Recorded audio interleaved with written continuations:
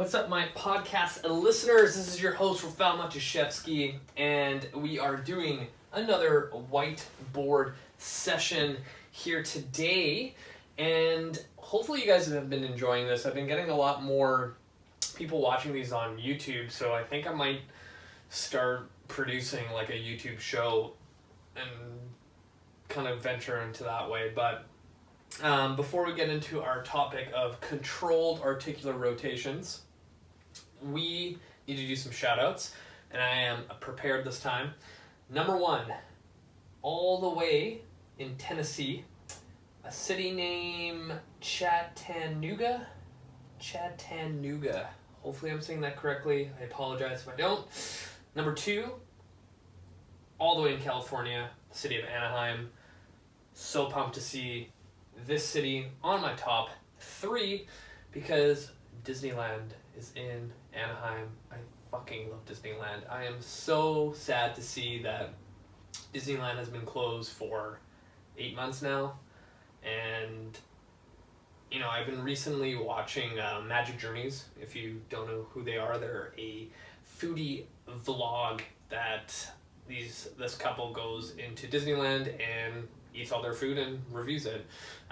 They just opened Buena Vista Street in Disney's California Adventure, and just seeing the cast members coming back to work finally, like, it's just a moving experience to see people finally get their livelihood back and kind of get back onto their feet. And it just reminds me that, you know, where I am here in BC, Vancouver, Canada, I'm really fortunate to still be working. Like, things didn't really shut down to such a huge extreme. Who knows, maybe it will.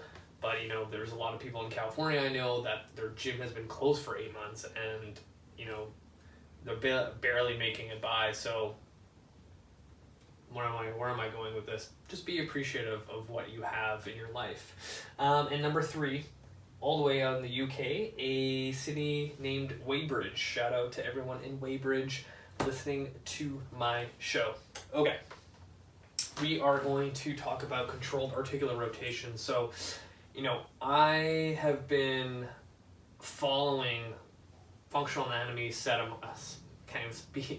functional anatomy seminars for a while now, probably since 2016. And in 2018, I got certified through the FRC, which is Functional Range Conditioning, which is kind of like the entry level to that whole FRS system. And Dr. Andrew Ospina, the creator, coined this term of controlled articular rotations, which is basically a fancy way of saying moving your joint the way it's designed. And I thought it was a brilliant way to incorporate movement at each single joint the way it's designed to do so, and not just like, oh, I'm just doing arm circles. Like, this is not a controlled articular rotation. And if you've been following me for a while, I've been doing a lot of movement-based stuff because in my head it just makes sense. You know, like, before I got introduced to Andrew Ospina's work, it was more so like, just move, be functional, move, but not understanding that every single joint has the ability to move in so many different motions, and if you don't use it, you lose it, right? So I kind of want to go over controlled articular rotations in depth. And essentially what it is like, if you look at the design of our joints, they're designed to move. And if you think about it, if something in our body is designed to do something and we choose not to do anything with it, you would think that our bodies would probably like realize that and go, you know what? Maybe because you haven't been using it, we need to get rid of it or take away that ability. And that's essentially what happens. So if I have a dude that I'm training, and I always bring this example up, Steve the accountant, that sits at 90 degrees with his hips, pelvis tucked under, shoulders rolled forward, in this position, 8 to 10 hours, Monday to Friday, gets into a car, same position, gets onto the couch, gets onto the dinner table, whatever it is, those hips have probably adapted to that stress, because whatever we do every single day is stress. It's probably adapted to that, and your body goes, well, you haven't moved your hips past 90 degrees of flexion. Let's just make you more efficient at it and keep you there.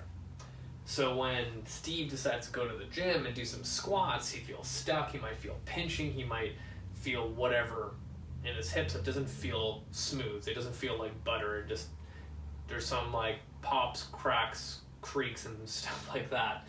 So this whole idea of moving every single joint the way it's designed, like, lit a light bulb in my head. I'm like, well, if someone can't move their elbow the way it's designed due to whatever it is, then things like push-ups, pull-ups, rows, like anything the elbow does or influences probably is not a good idea to now load it, right? And I want to kind of do a visual here. So for those who are listening, highly recommend you click the link in your show notes to watch this.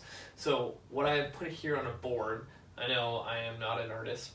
Essentially, this is going to be your glenohumeral joint, so in your shoulder. So if you look at any kind of joint, especially the hip and shoulder, is a ball and socket joint. So this like C over here is your socket, and then this little bulb thing is the ball. And then this would be your humerus, right? So if I was literally trying to demonstrate what this looks like on a human body, this is my right shoulder here. Literally ball and socket. So the humerus that has this little ball here, let's shade this out so then you understand that this is bone.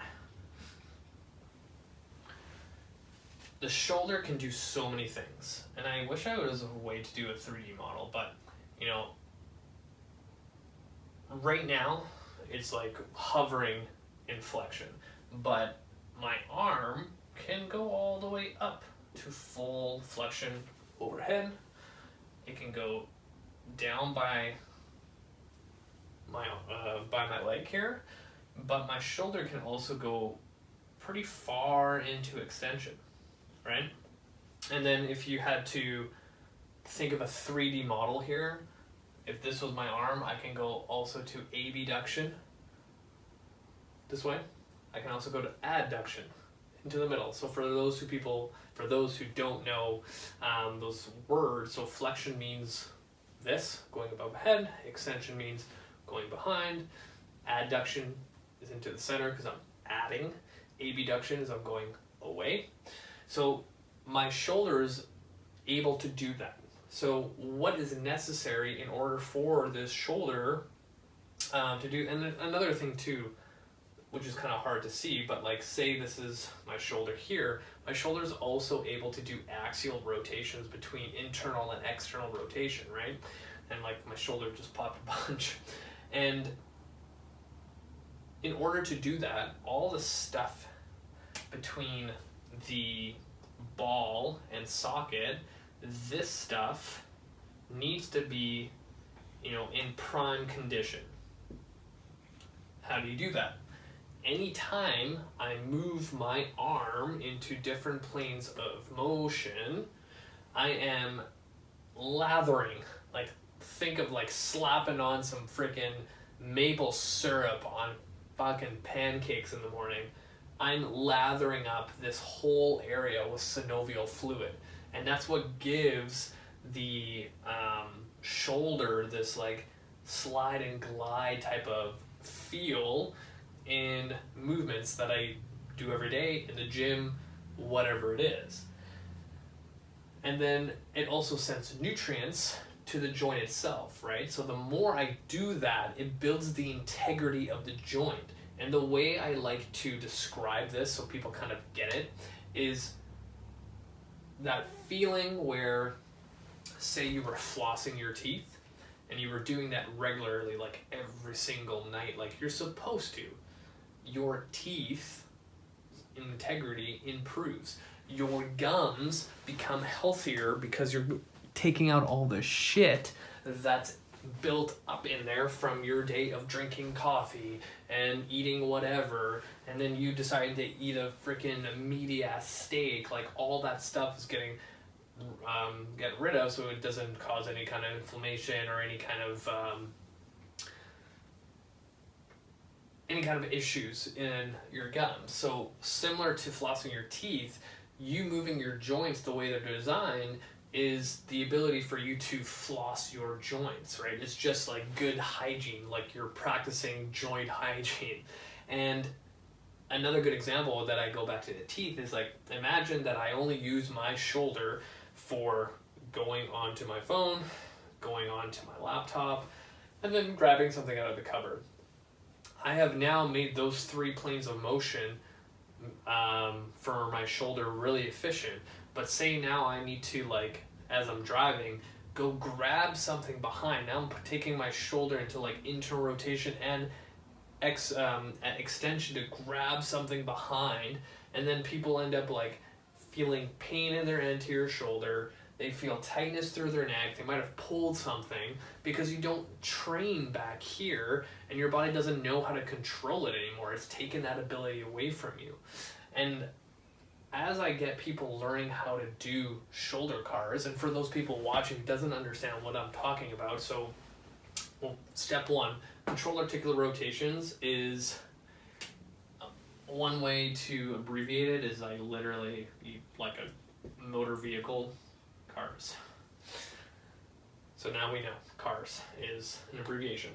If I take my hand by my side, hopefully you can see this, as I come into flexion, I get into my end range. Here I start rotating my hand around and behind, so I'm going to like abduction and going into extension with my arm. I come down to my side and I reverse that.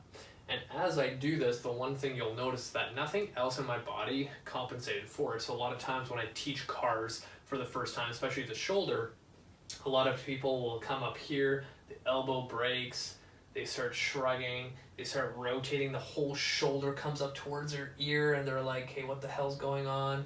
And they do one of these things, and like their hand can't like rotate over, their fingers are all weird and like elbows bent, and they just look like this disfigured thing, and they don't really understand how their shoulder's supposed to move, right? So when I see that, I'm like, and you go to the gym and load the fuck out of your shoulder by doing an overhead press when I ask you just to move your shoulder through the ranges of motion that it's designed to do, and you can't even like control that limb and get the feedback necessary in order to do the simple little motion, right? Like, it's like mind-boggling, right? And then you wonder why people injure themselves.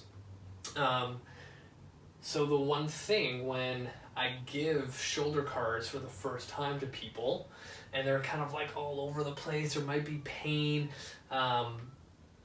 I kind of go back to that reference of, you know, flossing your gums. A lot of times when you get people flossing for the first time, or you start flossing again because you haven't done it in months, you end up, you know, getting like a little like bloody in the gums, and you're like, fuck, this sucks, like I need to keep doing this. And it's kind of like doing shoulder cards for the first time ever. Like, you know, it's gonna suck, it's gonna feel weird, it's gonna feel tight, you're like, why the hell is my shoulder not moving the way it should, right? So that's kind of like the parallel that I give people.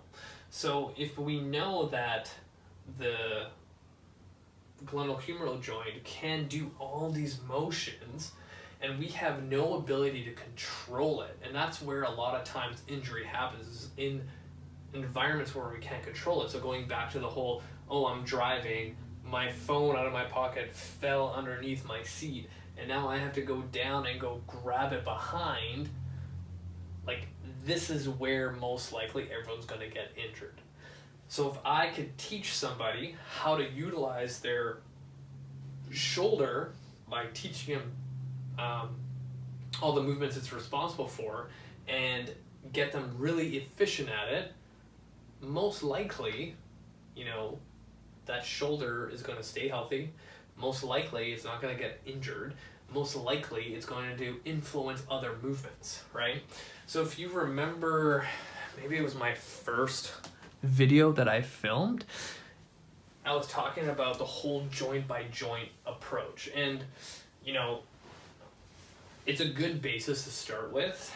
It's not the end all be all. It makes sense, but, you know, the shoulder needs to be mobile and stable at the same time. If we remember the last video when I was talking about tension and safety, stability is safety. If I can control my arm around and behind to grab something, I am, one, needing mobility to get there.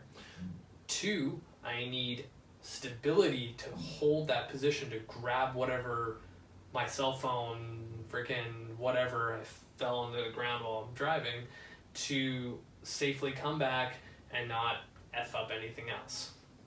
So I find a lot of times when I see people moving terribly through shoulder cars, then, you know, that just paints a picture of what's going to happen in a workout.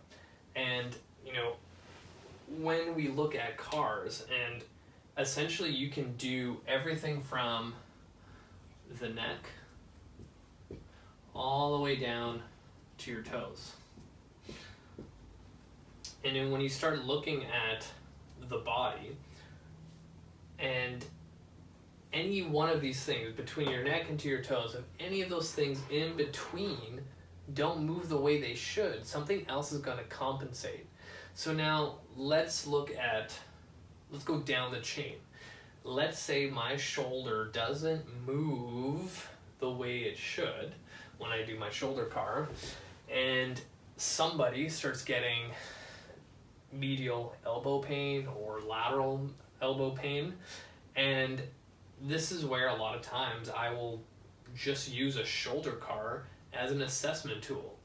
Because if I ask someone to go through ranges of motion that their shoulder should do, and there is a break in the movement, or there's some sort of discrepancy from left to right, then most likely the next culprit is going to probably be the elbow.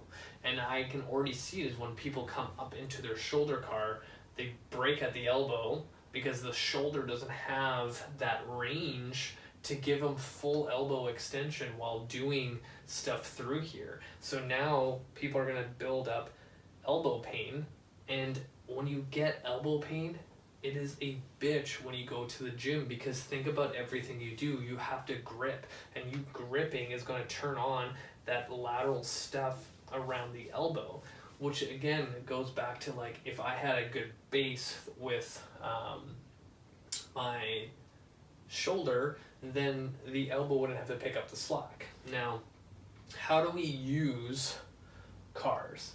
So there's something called the morning routine. And essentially what we do is move every single joint. Like, I'll do 3 repetitions, like super quick, from my neck down to my toes. So let's literally, let's write all this in. My neck, my T-spine, my scaps, shoulder, elbow, wrists, hips, knees, ankles,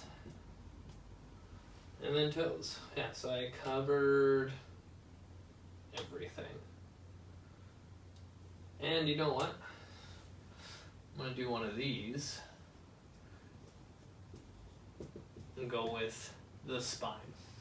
So, when we move every single one of these, from your neck down to your toes, through every motion that is designed to do, most likely over time, all this stuff is probably going to move and feel better. Now, there's this term called workspace. If we go back to my shoulder example, the glenohumeral joint, and we go back to that person that I see in the clinic, gym, or whatever, and their shoulder car looks like this. Like just a fucking disaster, dumpster fire of shit.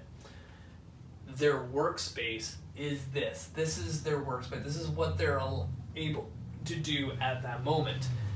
What we're trying to achieve by utilizing cars is to increase the available workspace. So if I know this is all I have to work with, I have a lot of work to do.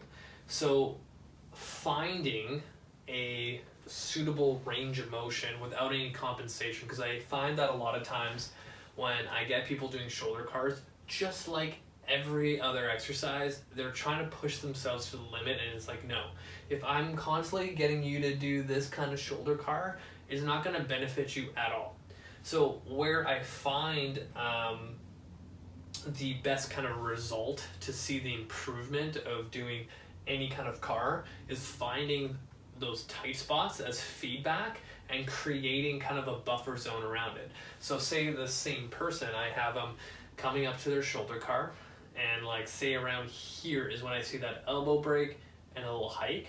I take like an inch away, and that's their full range that they can control, no problem. And say they're coming out to the side and they're trying to get higher, but this happens, then I'm like, all right, let's hang out here.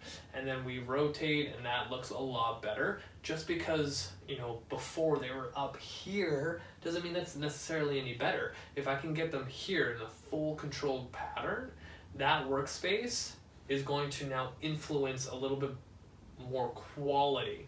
So a lot of times it's just like that disconnect of the brain and muscles involved in all these motions don't really understand each other just yet. So if I can get someone moving through space and time in a more, I wouldn't say like better form or better posture, it just looks a lot nicer than this stuff.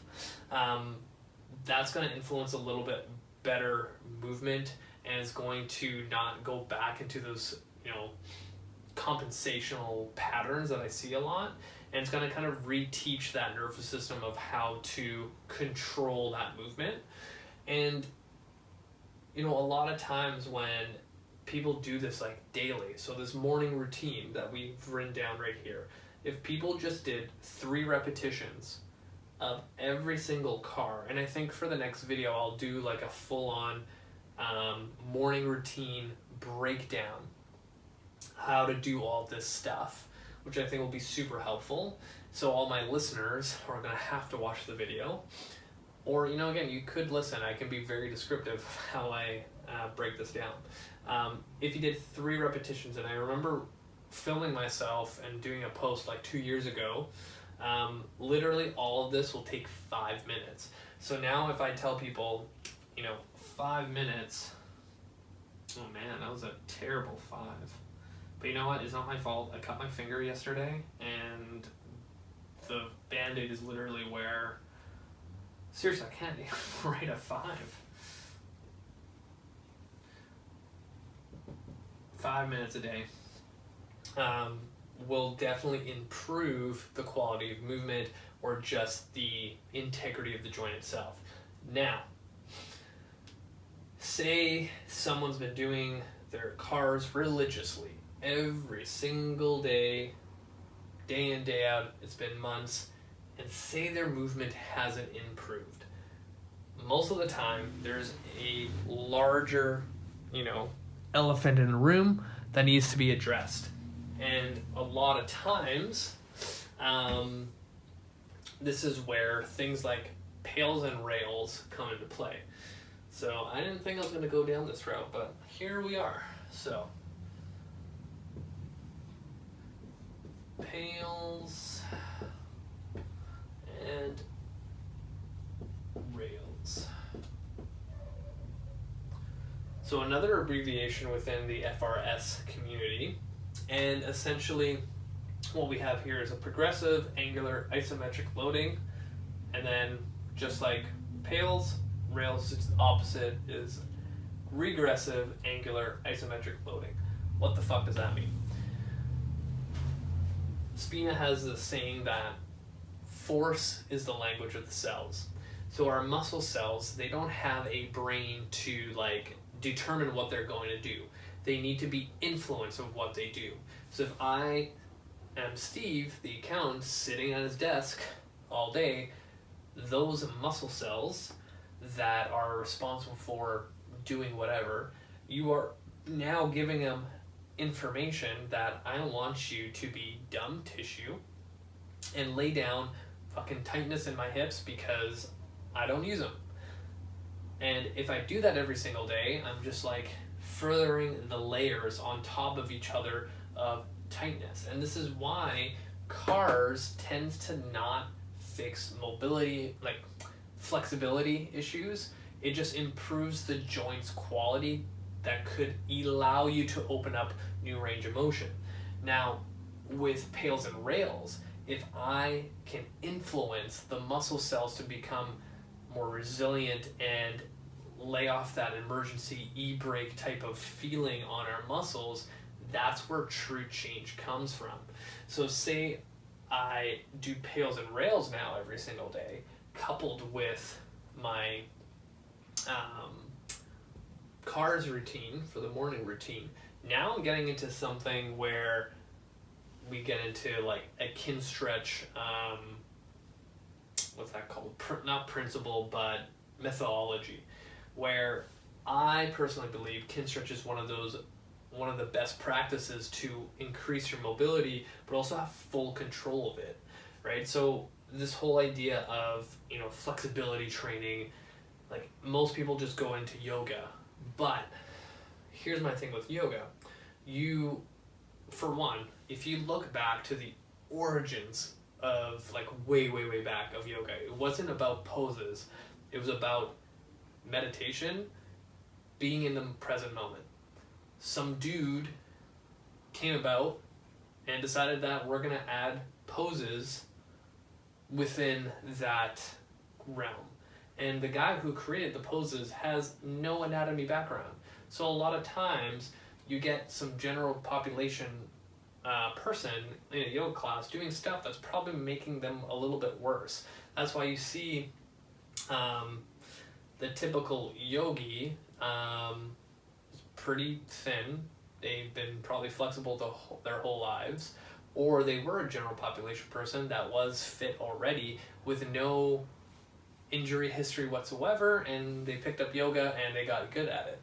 So just like the specific adaptation principle, when you place a specific stress, your body adapts to it and gets good at it.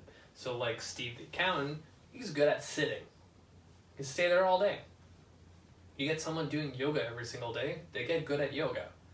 What are some things that they also get is some sort of flexibility. But this is my whole thing, is that I can get a yogi in my Kinstretch class that I teach and find positions and movements that they have trouble with, because they're one of those flexible people where it's kind of like a Ferrari. They have, the outside, the engine and everything like that, that's the Ferrari. But the moment I ask them to turn a sharp corner, they have no brakes and they just end up hitting the wall, right? They don't have full control. They have full control in Warrior 2 and Warrior 3, but you take any kind of variable out of those things, they flop over, right? So guaranteed, if I had a amazing yogi in front of me and they were doing Warrior 3 and I told them to turn their head to the left as far as possible, their entire body would fall over. They're taught to do the pose in a certain way and hold it there, and they become really efficient at it. But if you throw in a little variance, then it's kind of all over the place. So Kinstretch, combining PAILs and RAILs and cars and some other stuff that I do in my class, kind of bulletproofs you in those variable positions. And the nice side effect of it is you do get more range of motion, but the range of motion that we're looking for is more active range of motion. So the difference between those two is that, we have our passive range of motion and active range of motion. Say I am laying on my back. Maybe I can show it because I am on a bed. Lay on my back, and I have someone behind me, and they're gonna stretch out my leg. They grab my leg and they take me here, right? And they're stretching me out, which is awesome. say that person leaves and now I need to actively lift it, and I'm here and I'm like, well, what gives? I can go over here when someone's, you know, pushing me, assisting me in the stretch, but actively I can go here. So now there's this, like, say if my foot ended up here passively and that's my active range of motion, there's this huge gap between the two that I could get if I was more actively flexible, if that's even a term that I just came up with. Alright, so good thing I checked because my camera just decided to stop. So I ended off with the difference between active and passive range of motion. Essentially that's what Kinstretch, which is PAILs and RAILs, and cars and some other things will ultimately do. Now I want to wrap this up because I don't want to talk for another like 20 minutes and it's cut. So what I was talking about before it all cut out, after my, you know, lying active range of motion, an example of how PAILs and rails work, and I want to make this quick. Say I'm in my 90-90 position, I lean forward, I'm in my hip external rotation stretch. Now, in the literature, stretch receptors start turning on, waiting for information about the 2-minute mark. At that point is when I'm going to insert more information to those stretch receptors of what I want them to do, which is give me more range of motion. How do I do that? Force, because force is the language of the cells. I do a PAILs contraction where I drive my knee and ankle down into the ground as hard as possible. Now I'm sending more information to all the tissues responsible for hip external rotation. After doing a PAILs contraction, I'm going to do a RAILs contraction, which is the opposite, where I'm thinking of driving my knee and ankle off the ground, lifting it up because it's the opposite said tissue from my hip down to my knee, kind of this whole section, right? Because again, our bodies move as one unit. It's not just one muscle going, whatever it is, right? Doing a bicep curl. It's influencing a lot more. It's a global effect. So if I'm trying to get better hip external rotation, I also got to work on the tissues on the inside of the leg, right? So the more I do this, the more I influence my nervous system of going, hey, you have this information, I want more range of motion, it's eventually going to listen to you. In a Kinstretch setting or me trying to improve someone's mobility, if I did PAILs and RAILs, I've kind of unlocked a lot of new range of motion, and I want to solidify it by challenging it. So if I know that I did my PAILs and RAILs and I got whatever new range of motion, now I'm going to do like an active range of lift off where I try to lift the leg and hold it there to now solidify that, hey, every time I do this motion, this is actually my real active range of motion. And like rinse, repeat over and over and over again, eventually your nervous system's going to go like, you know what, you've been asking me a lot. I don't have to like have that e-brake on and prevent you from moving. So here you go. Now I'm going to end it there because I don't want this to shut off. Thank God it didn't shut off. So hopefully, you know, my explanation of controller articular rotations, PAILs and RAILs, how Kinstretch influences your ability to gain more range of motion actively and not passively. And if you have any questions, feel free to reach out. Hit the show notes to watch this video. Hit the show notes, add me on Facebook and Instagram. And thank you for listening. You guys are awesome.